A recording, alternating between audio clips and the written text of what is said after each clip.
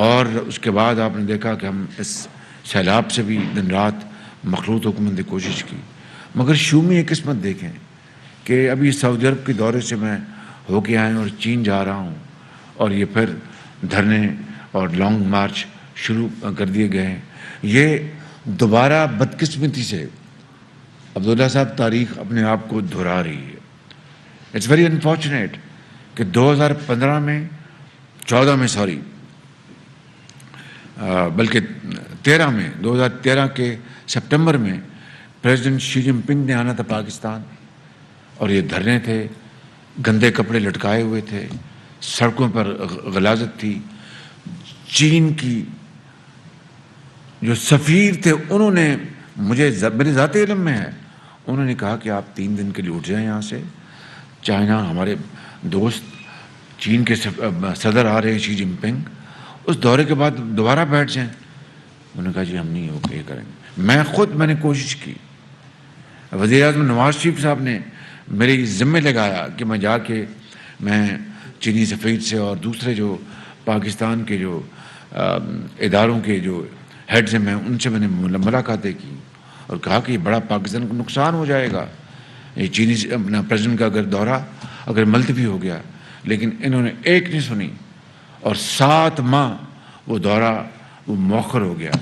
اگر وہ 7 ماہ تاخیر نہ ہوتی تو یہی منصوبے 7 ماہ پہلے لگتے اور پاکستان کے اعتماد کو چین کی نظر میں ٹھیس نہ پہنچتی۔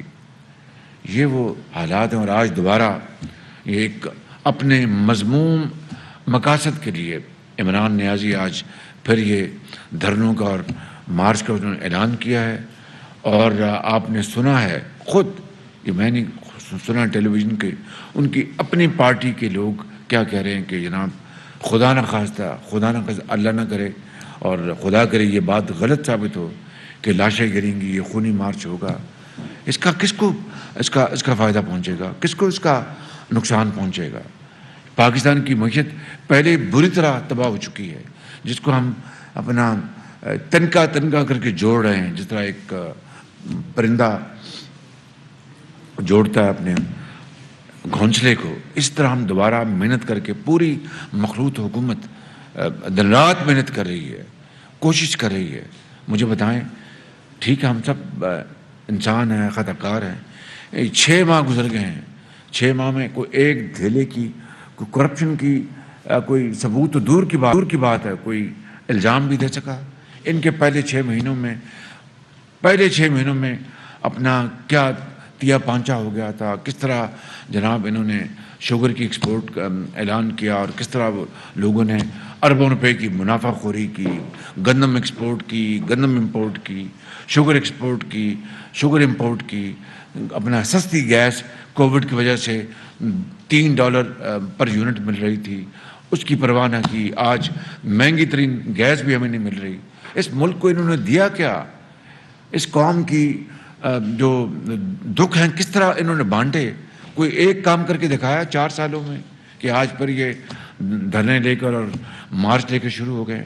تو یہ صرف اور صرف یہ ایک نارسسسٹ کا یہ مذموم ارادہ ہے، جو کہ یہ سمجھتا ہے کہ میں ہوں تو سب کچھ، میں نہیں تو اللہ نہ کرے یہ کبھی بھی بات سچ ثابت ہو، لیکن اس میں کوئی 2 رائے نہیں کہ یہ شخص خدا نہ خواستہ پاکستان کو اگر ناقابل تلافی نقصان پہنچتا تو پہنچ جائے، اس کی نظر میں اس کی جو اپنی خواہش، اپنی ذات، وہ ہر چیز سے بالا تر ہے۔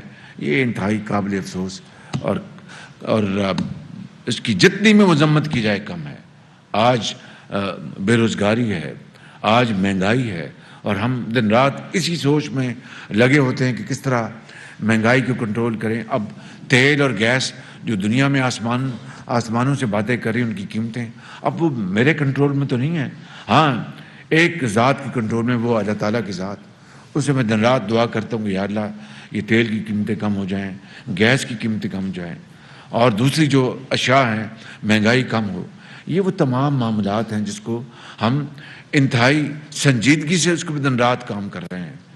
لیکن اب اگر آپ نے ملک کو آپ نے پھر دوبارہ سیاسی ابتدا میں اور سیاسی کرائسس میں بدلنا ہے تو انشاءاللہ یہ ہم حکومت میں ہماری ذمہ داری ہے، منتخب حکومت ہے، پارلیمان نے منتخب کیا ہے، ہم اس طرح کی حرکت نہیں ہونے دیں گے انشاءاللہ۔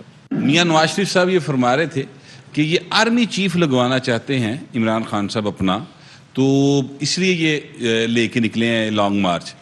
تو سر اپنا آرمی چیف ہوئے گا ہوں؟ گزارش یہ ہے کہ میں آج بات بتائی دیتا ہوں۔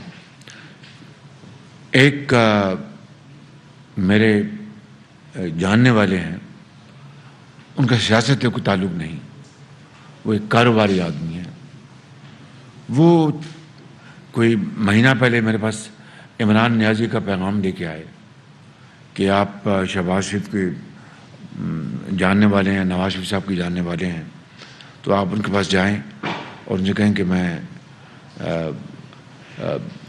ڈائلاگ کرنا چاہتا ہوں، اور ان کی زبانی، اللہ عالم ان کی زبانی، کہ وہ ساتھ دھمکیاں بھی دے رہے تھے اور ساتھ ڈائلاگ کی بات بھی کر رہے تھے۔ میں ان کی بات سنتا رہا تو میں نے کہا کیا ڈائلاگ کو تو انہوں نے ہمیشہ پایا حقارت سے ٹکرایا۔ میں نے پارلیمان میں ایک دفعہ نہیں کئی مرتبہ کہا let us sign charter of economy, تو اس کے بارے میں انہوں نے کہا کہ یہ چور ڈاکو یہ مجھ سے این آر او مانگتے ہیں، یہ جواب ہوتا تھا، یہ چور ڈاکو مجھ سے این آر او مانگتے ہیں، میں نہیں کرتا ان سے ہاتھ ملانا، گوارا نہیں کرتے تھے۔ مجھے کوئی خواہش نہیں تھی کہ ان سے ہاتھ ملایا جائے، لیکن ہماری ایک اسلامی اقدار ہے، دنیا میں یہ ایک طریقہ ہے، ایک رواج ہے کہ بھئی آپ جتنے اختلافات ہوں آپ بات چیت کرتے ہیں۔ تو وہ گزرتے تھے تو مجھے کوئی پرواہ نہیں تھی، ان کی مرضی، جس طرح میں کہ ایک تکبرانہ، ایک تحکمانہ ان کا انداز۔ تو میں نے ان کہا کہ کس ایشوز کے اوپر؟ ان کا جی 2 ایشوز، ایک آرمی چیف کی اپوائنٹمنٹ ہم آپس میں طے کر لیں، اور میں نے کہا ان کو اب یاد آیا آپس میں طے کرنا ان کو، اور دوسرا کہ جی یہ ہم الیکشن کی ڈیٹ ہم طے کرنے کو تیار ہیں، الیکشن اگر کوئی ہمیں ڈیٹ دیں تو ہم اس کو تیار۔ اور دوسرا آرمی چیف۔ میں نے کہا کہ آرمی چیف کی تو اپوائنٹمنٹ کیا انہوں نے مجھ سے مشورہ کیا تھا جب انہوں نے آرمی ایکٹ میں جو امینڈمنٹ کی تھی، اور خالصتاً یہ ایک آئینی معاملہ ہے۔ آرمی چیف کی اپوائنٹمنٹ جو بھی ہے وہ سارے کا سارا ایک ثواب دید آئین نے وزیر اعظم کو دی ہے، تو اس کے اوپر تو کس بات کی بھی مشاورت کرنا چاہتے ہیں؟ اور کہ جی ہم جوائنٹلی مشورہ کر کے اپنا 3 نام وہ دیں اور 3 نام میں لوں۔ میں نے کہا میں ان کو پیغام دے دیں، میں بتا رہا ہوں ان کو پیغام دے دیں کہ میں ڈائلاگ کے لیے تیار ہوں، جو کہ جس سے کہ ملک جو ہے کسی بھی بحرانی کیفیت میں نہ آئے۔ اس میں چارٹر آف اکانومی بھی ہے، اس میں چارٹر آف ڈیموکریسی بھی ہے، اور بھی چیزیں ہیں، لیکن جہاں تک آرمی چیف کی مشاورت کی بات ہے وہ ایک آئینی معاملہ ہے، مجھے ان کے ساتھ مشاورت اس بارے میں نہیں کرنی۔